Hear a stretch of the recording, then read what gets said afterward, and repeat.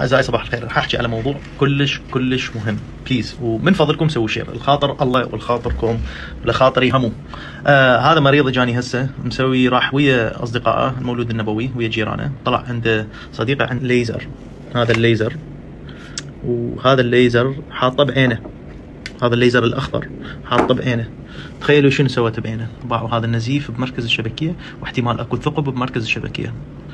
فشوفوا. So this is laser retinopathy with sub-ILM hemorrhage and probably macular hole. If we look at the right eye، خلينا نشوف العين اللخة. اللي عين اللخة هم اليمنى، باع هنا الضربة هاي الأولى وهاي الضربة الثانية. فهذا المكان اللي داخل العين الأخرى اليمنى، هاي العصب البصري، هاي الأوعية الدموية والشرايين، وهاي المركز الشبكية والسنتر تورتشاو أو جرينكتر، أو أهم منطقة. باع مضروب باليمنى، وإذا باع اليسرى باع شنو صاير؟ وين اليسرى؟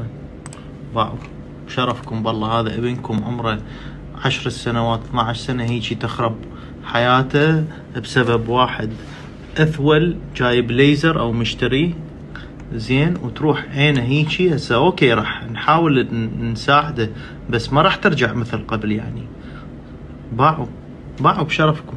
الله عليكم، ترى هاي يعني ما معقولة يعني. هذا مثل المسدس، مثل هذا اصلا لازم ينمنع اصلا. حتى البيع مالته واللي بيعه هاي مشكلة كبيرة. باع خطية هذا الولد. هسه ابوه متدمر، الله يساعده ويساعد امه وابوه. فالله يخليكم سووا شير هذا الموضوع.